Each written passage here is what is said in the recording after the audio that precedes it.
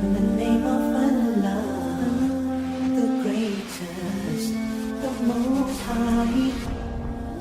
Allah Azza wa Jalla, you are my only one true love. A man has a face. Be happy with that face. A female has a face. Be happy with what Allah has granted you, where your nose is, your eyes and so on. If you are not happy with what Allah has given you, wallahi, that's a disaster. That is ungratefulness, ingratitude. Why do you compete with the others? May Allah subhanahu wa ta'ala protect us. So then a person has plastic surgery and what have you. All that will result in regret. Obviously, if someone's face is completely deformed after having been involved in an accident, may Allah subhanahu wa ta'ala protect us, there is a chance and a possibility that that particular individual may be going through some form of surgery in order to rectify what was wrong.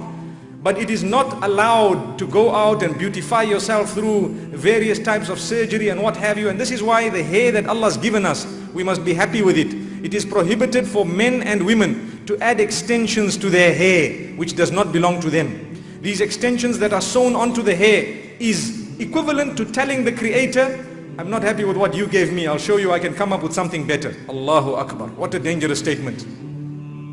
We want to add to what Allah has given us. Allah gave us hair. So what if it's very little? So what if you are bald? What's wrong? I think it's actually quite good. May Allah subhanahu wa ta'ala grant us all protection. It's not a bad thing. Remember, what someone doesn't like, someone else will like.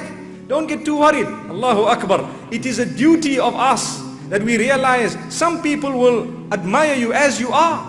Allah has created people to like you with a dark complexion or with a light complexion. It's got nothing to do with what Allah's given you to say, I'm not happy with it. Alhamdulillah, be thankful, because shaitan's plan, one of his plans, and we need to know his plan, is to make us ungrateful for what we've been given by the Creator himself. So we ask Allah subhanahu wa ta'ala to grant us protection.